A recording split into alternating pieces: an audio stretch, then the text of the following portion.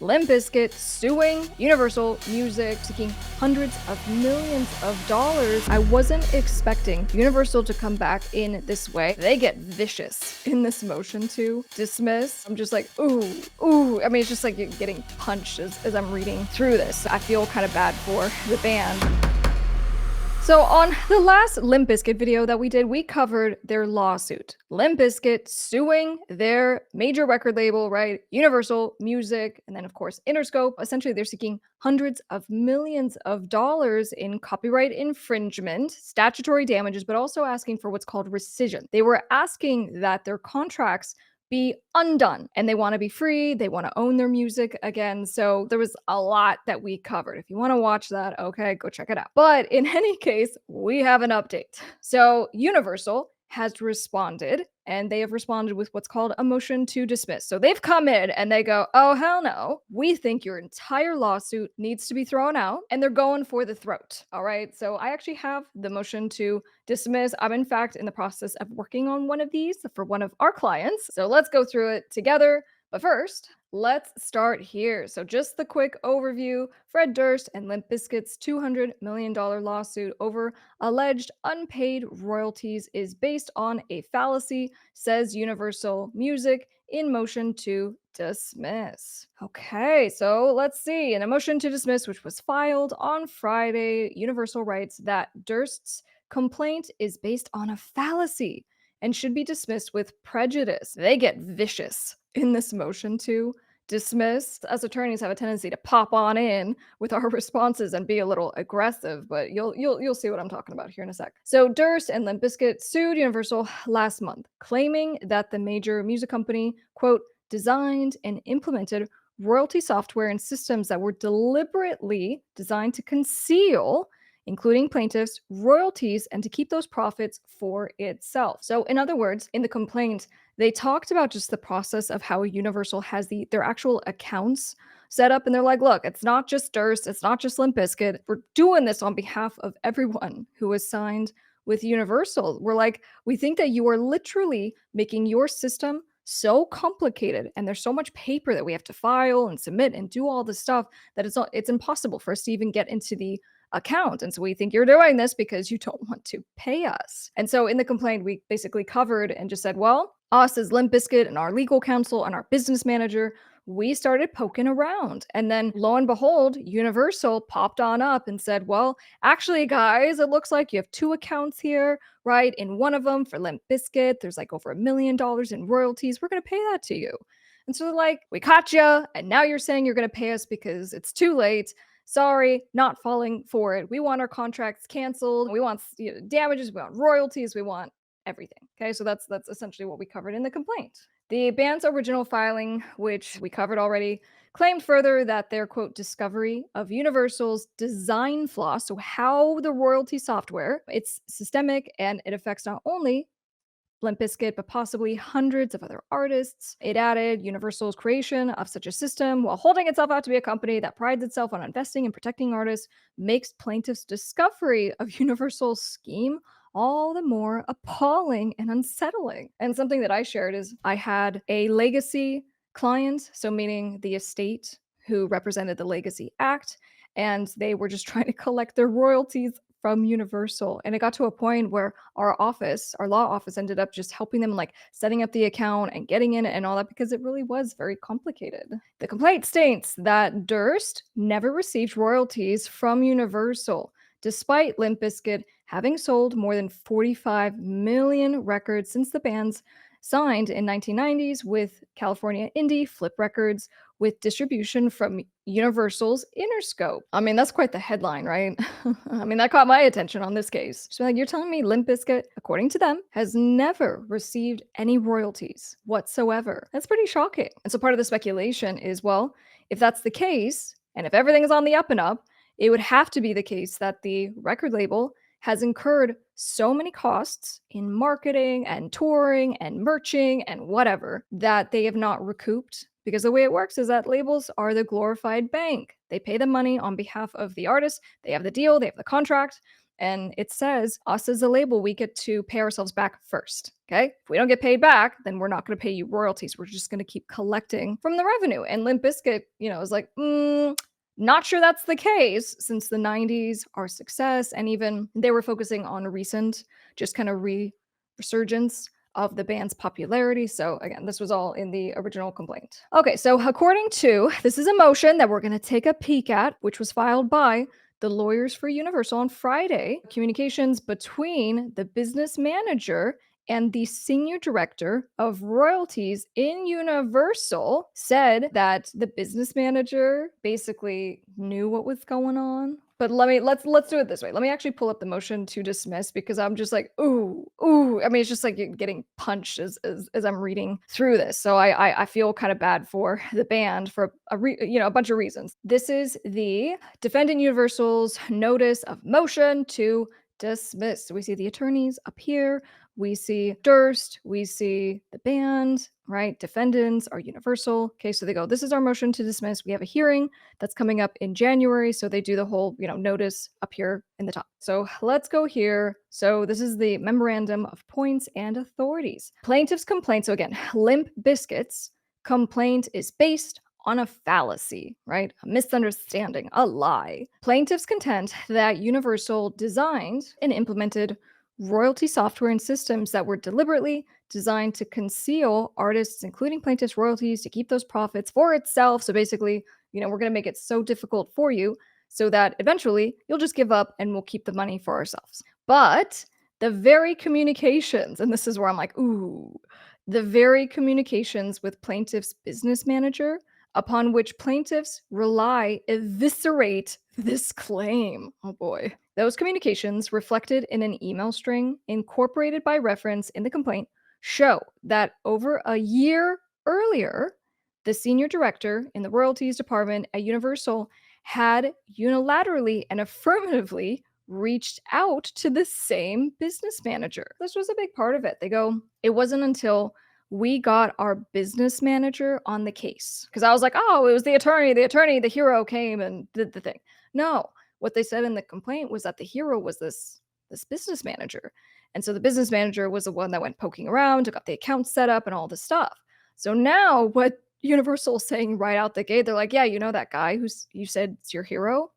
Actually, we reached out to him a year earlier. And we reached out to him advising him of the need to, quote, set up a vendor profile for Limp Bizkit so that the company could, quote, start making royalty payments, end quote, to the band. Mr. Ta stated, so this is the business manager, that all members of Limp Bizkit, but one, including Plaintiff Durst, had, quote, assigned their share, end quote, of royalties to others, that accordingly, no royalties were payable to Durst or the other identified members of the band. So in other words, the business manager allegedly said, oh, you got money to pay? Well, actually, Durst, as well as the other members, have already sold off their shares, right? They've already sold off the right to collect royalties. Oh boy. In other words, plaintiff's entire narrative that Universal tried to conceal royalties is a fiction. Mr. Ta's statements to Universal regarding the sale assignment was apparently an error, which he realized some 15 months later when he again communicated with Universal's royalty department, and plaintiffs concede thereafter receiving millions of dollars in payments from UMG. Now, in the complaint, if you guys remember, there were two accounts. So what Limp Bizkit was claiming, they go, look, our business manager discovered all this stuff, got the accounts, set up and all this stuff. And then lo and behold, there's $1 million in this account. There's like $2 million in this account. Here's the thing. It sounds like Universal actually sent the money, right, to Limp Bizkit, and Limp Bizkit didn't reject it. That's a huge deal. That's a huge deal because then all of a sudden now we have Universal who comes in and goes, well, actually, we sent plaintiffs millions of dollars. Yeah, you sent the millions of dollars. Plaintiff is alleging, Limp Bizkit is alleging that you got caught. And then it turns out that all these back royalties were there and you needed to pay. So you paid real quick. And now you're going to go up in front of the court and be like, what are you talking about? We paid them millions of dollars. Do you see what I'm saying here? So this is where just, me as a practitioner, it just is annoying because, the court doesn't always have full context. Now, obviously, this is a motion to dismiss. So Limp Bizkit and its legal counsel, they have an opportunity to respond to this, to clarify, but they only get to clarify as it relates to the four corners of what they actually, filed. Anyway, let's continue. So plaintiffs, nevertheless, brought this suit alleging breach of contract and fraud of their, quote, suspicion that they are owed more royalty and seeking rescission, right? So to undo the parties' agreements amongst other release. Now, we talked about this, okay? Because I'm like, record labels are notorious for overbilling, inflating, not paying timely, not sending statements to artists. And so that's like a part of what I do as an entertainment attorney, as a music attorney, is that I'm constantly like kicking down doors to get this information, to get unpaid royalties and things like that. So my thought was, well, if they're saying that they haven't been paid properly, right? No good. If they're saying that royalties have been also withheld, right? Because it's been made so difficult for them to even go and collect their royalties, not good. I'm on board. But then when they got into the, well, we want rescission, we want our contracts completely undone, I go, okay, this is where it might fall apart a little bit. Because in order to say, hey, like, yeah, we signed a contract. Yeah, we did some stuff under it. We had some benefit to a degree, whatever that looks like, right? The record label helped get you on the radio, put you on tour, paid your bills, whatever. Asking for rescission usually is a good idea if you say the other side, so Universal, didn't do anything. If there was zero performance under the contract at all, I think it's a good claim. And I go, well, I don't know that that's the case. We're talking about, a relationship that stems from the 90s and multiple labels and, subsidiaries of Universal. If you are someone that is needing help in the music business, at the end of this video, you can check out topmusicattorney.com. I have courses, I have free stuff just to kind of get you started. If you do want to deep dive, if you do want to train with me, I always say go through my music business program, which is how to think like a record label, become a record label. And then if you do want to get into touch with me or one of my lawyers, we got you covered. But in any case, so back to Universal's motion to dismiss, right? This is what they're saying. Plaintiffs' claims fail for a whole bunch of reasons. As an initial matter, one of the three agreements that Limp Bizkit signed with Universal mandates New York forum selection clause. And I'm just like reading this, being like, no, oh dear. I try to be neutral on this stuff. Obviously, I'm a tiny bit biased towards artists and bands and just bad practices, which do happen with big companies, particularly record labels and all that. But anyway, I just go, okay, yikes. So basically, in contracts that are signed, usually there should be a provision that says, if there's a problem, if someone needs to sue someone, this is where we're going to take the lawsuit. So what they're saying is they're like, hey, this was filed in California federal court. Dear California federal court, we're just letting you know that we actually have a contract, because there was three, but at least one of them says that the applicable jurisdiction, or choice of law, I should say, is New York. So that's going to complicate things now even further. So was that a misstep by legal counsel, right? Thus, all the claims arising under or relating to that contract must be dismissed in favor of New York State Court. And in fact, it would be jurisdiction. So forum, so meaning like the lawsuit has to be brought in New York. It's not just the law. But whether considered here or in New York, the claims related to that agreement, as well as the claims respecting the other two contracts, also fail because the merits, right, are basically the merits aren't there. They go, the basis is not there to substantiate what's happening. So, among other things, Limp Bizkit's rescission claim fails under the very case law that they cite to in their complaint.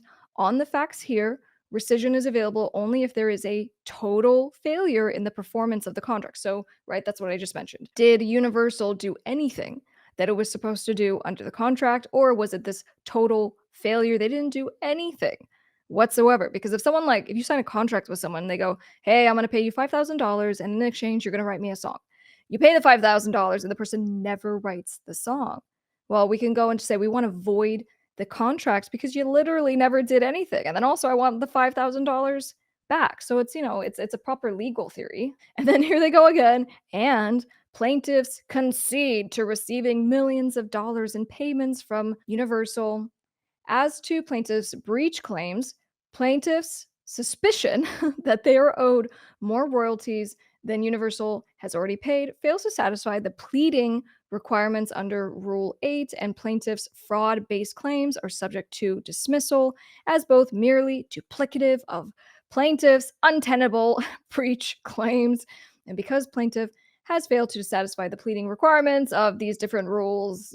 Everything needs to be dismissed. For those of you who are trying to be lawyers out there or otherwise learn how to think like a lawyer, let me just explain. So when there's a complaint filed, there's a couple things that, let's say if I was representing Universal in this scenario. So we have a band that's filing a lawsuit. We have a couple of options.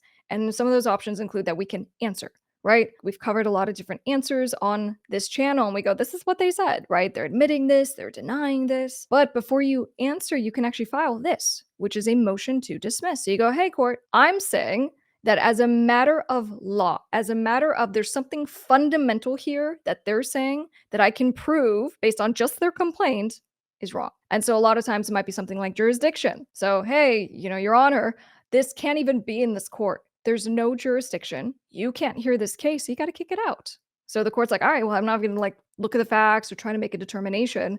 So that's how, these things can be kind of dealt with, swiftly, but it can be a very expensive process. All right. So if what they're saying here, and let's go to the factual background. So if we're saying plaintiff Durst, being the lead member, of course, of the rock band, Limp Bizkit, is the 100% owner of Plaintiff Flawless Records.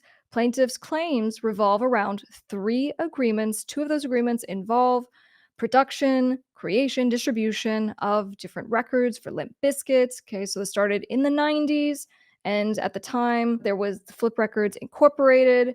All right. And then they went on, they signed with Interscope. Okay. And then in December of 2000, there was another agreement put into place. All right. So on the one hand, it was Interscope and they kept doing good things together. Okay. So these kind of go through the background. They go, plaintiff alleges that on April 9th, 2024, plaintiff's business manager contacted Universal. And this is where they, said, because we had not received any royalty statements from Universal, we requested access to the portal to view them.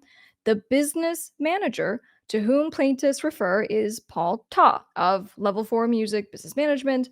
Upon accessing the portal, Mr. Ta noticed that certain accounts showed payable balances and inquired about getting payments made.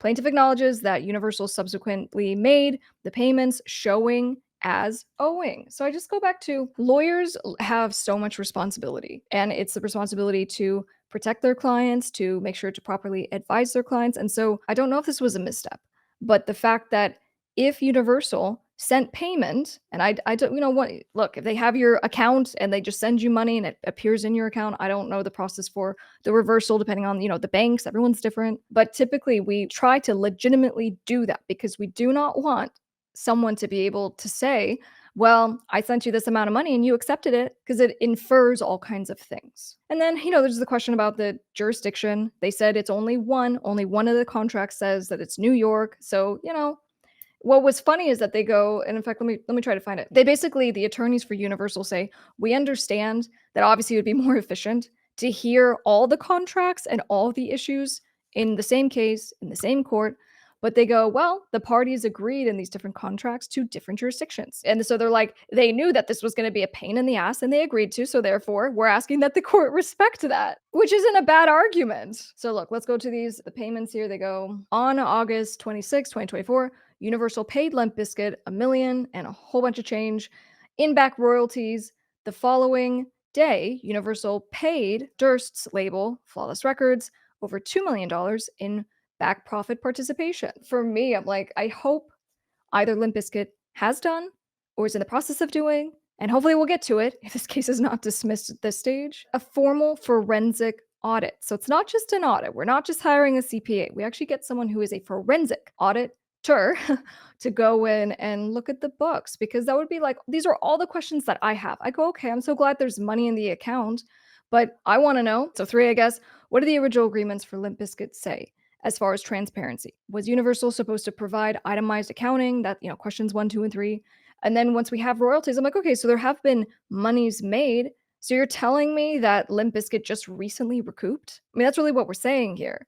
We're saying that of whatever, you spent like $50 million, Universal, and maybe Universal has. It's all fun to speculate until you actually know. And there's just an outrageous amount of money that labels will spend, right, to promote and things like that. But it does seem quite odd, let's say. All right, so beside these payments, which did go out, okay, it sounds like they did not get rejected. On September 30th, plaintiffs served Universal with a formal notice of rescission of the flip agreement, the recording agreement, and the flawless agreement. So these are the 3 agreements. So basically, we sent the notice saying, hey, we want to void the contract. When Universal rejected the rescission notice, so basically, Universal came back. Universal's like, that's cute. No. When Universal came back and said, no, we're not canceling the contracts, then that's when Limp Bizkit actually filed the lawsuit. So look, I'll just start with the, initial guys, what do you think here? Okay, with the business manager, this is an clear communication. Yeah, not just with, the business management, but with the lawyers. And it's funny, I was briefing with a client today through our law office today. And I just go, literally, this is what we're planning to do. We're going to do a motion to dismiss because it was a completely baseless lawsuit. And so we're going through basically what we have to claim and how we do it and all this stuff. And I'm always saying the same thing to clients. I'm like, tell me all the bad things. You'd be surprised how many people don't communicate very well, or they otherwise, actually just hide things even from their legal team. And with the business manager, I'm like, boy, that's quite the thing to forget.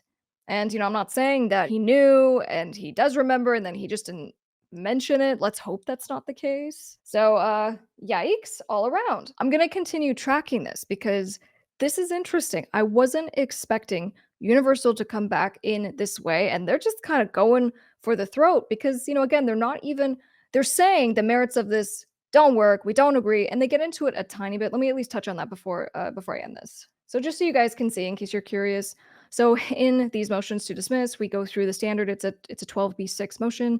And so we state law and we go, if there's grounds to get this dismissed because there's jurisdiction issues or the contract says otherwise or whatever, we have the basis to at least make the argument.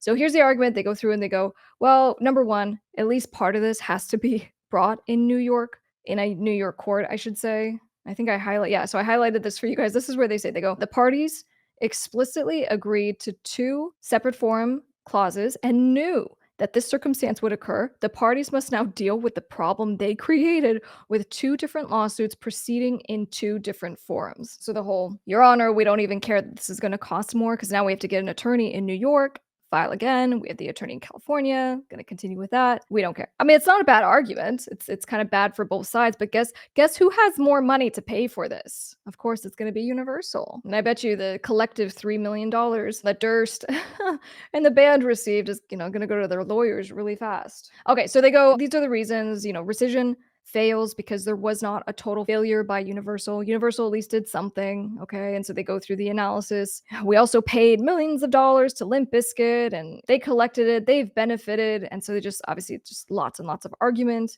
and law. Plaintiff's breach of contract claim fails as a matter of law. So when I say we have Universal really coming for the throat, I mean it. So I will continue to track this for you. Be sure to subscribe and I'll see you on the next one.